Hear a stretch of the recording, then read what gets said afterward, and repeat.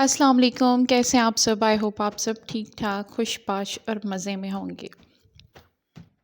इस वक्त जनाब सुबह-सुबह का वक्त है और हर घर की तरह जिस तरह यकीन है आप लोग के घर की भी यही रूटीन होगी कि सुबह-सुबह सफाइयाँ घर की शुरू हो जाती हैं। तो कुछ ऐसे ही मैंने भी बच्चों को स्कूल भेजा और सफाइयाँ घर की स्टार्ट कर दी। उमूमन मैं सबसे पहले किचन से ही अपनी क्लीनिंग स्टार्ट करती हूँ। किचन क्लीन हो जाए तो यूँ लगता है जैसे सारा घर क्लीन हो गया। लेकिन आज किचन थोड़ा मुझे डीप क्लीन करना था और उस पे ज़्यादा टाइम लगता था।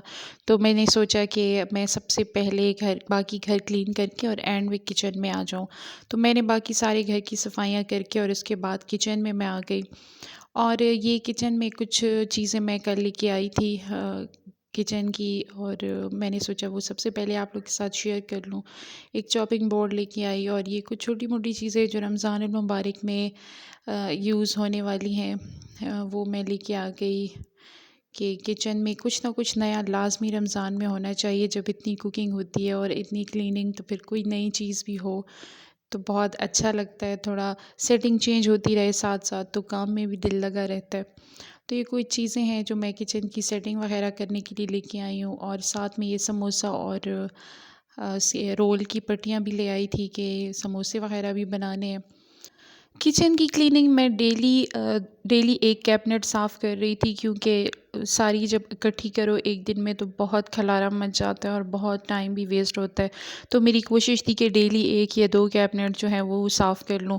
तो करते-करते अल्हम्दुलिल्लाह मेरे तकरीबन सारे कैबिनेट जो हैं वो क्लीन हो गए हैं, और आज मैंने सोचा कि मैं बाहर से ही इनकी सारी क्लीनिंग कर लूँ। जो किचन की टाइल्स हैं ये भी साफ़ कर लूँ, और कैबिनेट के ऊपर जो इतनी चिकनाई होती है, असल में मैं किचन जल्दी-जल्दी क्लीन करती हूँ, लेकिन इस दफ़ा क्या हुआ ना कि सर्दी इतनी ज़्यादा थी और मेरी कोशिश होती थी कि बस जल्दी-जल्दी खाना बनाया और या धूप पे बैठ जाऊँ छत पे जाके, या फिर हीटर के सामने आके बैठ जाऊँ, तो किचन में कम ही आना होता था और जो ज़रूरी काम होते थे वही करने होते थे। तो इस दफ़ा किचन इतना ज़्यादा मेरा मेसी हो गया था और काफ़ी चिकनाई हो गई थी, तो उसे क्लीन करना फिर बहुत मुश्किल हो जाता है सर्दियों में स्पेशली। तो ये जो छोटे-मोटे काम रहते थे, मैंने सोचा कि आज इसे भी ख़त्म ही कर दूँ, क्योंकि काफ़ी लेट हो रहा है रमज़ान के लिए।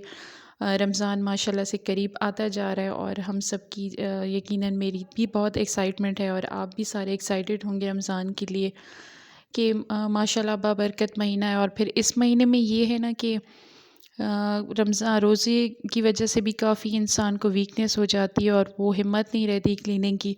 तो सारे घर की डीप क्लीनिंग हो चुकी हो तो आराम से इतना काम सर पे इतना बर्डन नहीं होता। कुकिंग भी ज़्यादा हो जाती है रूटीन से, इबादत भी माशाल्लाह से ज़्यादा हो जाती है, और फिर ये रमज़ान के फ़ौरन बाद ईद आ जाती है। तो घर आपका क्लीन होगा तो आप बहुत रिलैक्स फ़ील करेंगे।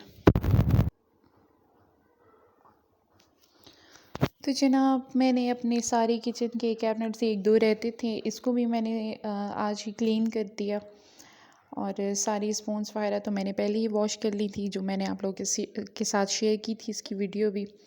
और आज मैंने ये वाला इसका जो ये रैक है इसको भी क्लीन कर दिया। माशाल्लाह से दिनों में काफ़ी फ़र्क पड़ गया है, दिन लंबे हो गए हैं, लेकिन ठंड जो है ना कम नहीं हो रही। ठंड अच्छी खासी कम हो गई थी, लेकिन हमारे यहाँ तो बहुत बारिशें हुई हैं और फिर से इतनी सर्दी आ गई है, दोबारा से ठंड शुरू कर दी है। बस अल्लाह आसान करे और खैर खैरियत से रमज़ान अल मुबारक आ जाए जल्दी से। अच्छा, ये साथ में मैं कैबिनेट को क्लीन करने के लिए बना रही हूँ एक लिक्विड। इसमें मैंने सोडा और साथ में डिशवॉशर लिक्विड जो है वो डाल लिया, थोड़ा सा विनेगर डाल दिया, और साथ में मैंने इसमें एक और चीज़ डाली है। इसको मिक्स करके एक पेस्ट सा बना लेना है बिल्कुल।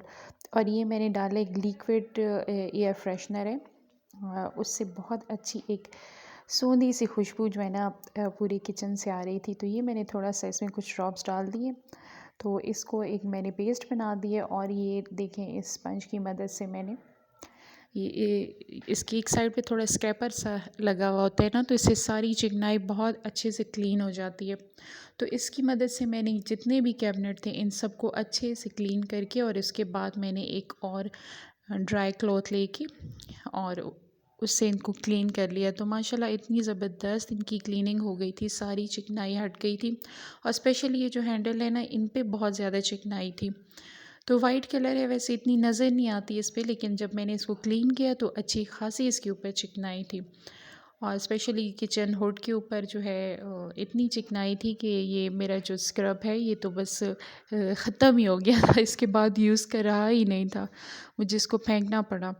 और अच्छे से मैंने पानी गर्म करके और इस सब को बहुत अच्छे से क्लीन कर लिया था। ये काफ़ी इस पे चिकनाई थी। काफ़ी टाइम से मैंने इस दफ़ा डीप क्लीनिंग नहीं की थी और आज जो है ना मुझे अंदाज़ा हो रहा था कि कितना टाइम हो गया है। बहरहाल यहाँ भी मैंने सारा वॉश किया, इसको क्लीन किया और स्क्रबर से पहले फिर क्लॉथ से, और जितने भी सारे चीज़ें स्पेशली मैंने चेक की जो जो एक्सपायर थी उनको डिस्कार्ड कर दिया, और बाकियों को मैंने अच्छे से क्लीन करके तो रख दिया। और पता नहीं मेरे साथ ऐसा होता है या आप सबको भी ऐसे ही फ़ील होता है कि जब किचन क्लीन होता है घर का ना, तो बिल्कुल यूँ लगता है जैसे आपका पूरा घर क्लीन हो चुका हो।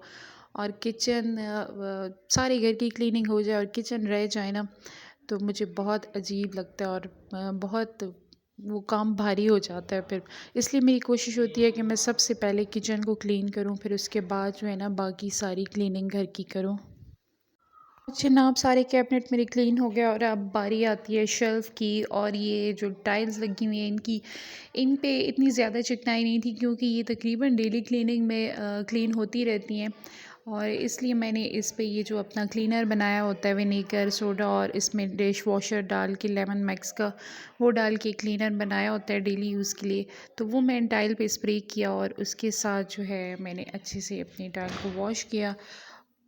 और अब जनाब मैं ये रैक लेके आई थी, इसमें मैं अपनी चीज़ें सेट करके देख रही थी कि इस पे मैंने ये जार रख दिए जो शुगर और टी के हैं, और साथ में मैंने ऊपर एक पॉट रख दिया, और ये छोटी सी कैंडल मैं लेके आई थी बहुत क्यूट सी, ये मैंने रख दी, और ये चॉपिंग बोर्ड वगैरह रख लिया। असल में मेरे पास स्पेस काफ़ी कम है और शेल्फ़ पे, तो मेरी कोशिश होती है कि मैं ज़्यादा चीज़ें शेल्फ़ पे ना रखा करूँ, कि मुझे अपना वर्क प्लेस भी मिल जाया करे, कि स्पेशली रोटी बनाते वक्त और काफ़ी सारा ज़ाहिर है आटा इधर-उधर फैल जाता है और बहुत गंद हो जाता है।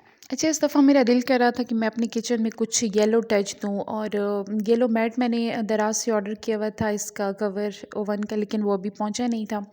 तो ये मेरे पास कुछ चीज़ें पड़ी हुई थी, ये मैंने इस पे लगा दी, ओवन के ऊपर मैंने डेकोरेट कर दी हैं, और आई होप आप लोग को अच्छी लगी होंगी। और साथ में येलो फ्लावर्स मैंने किचन में लगा दिए। और ये नीचे जो टी पॉट है ये मेरी भाभी के जहेज़ का बहुत पुराना टी पॉट था, जो सारा सेट टूट गया और ये एक रह गया, तो मैं उनसे ले आई और इसमें मैंने फ्लावर लगा दिए।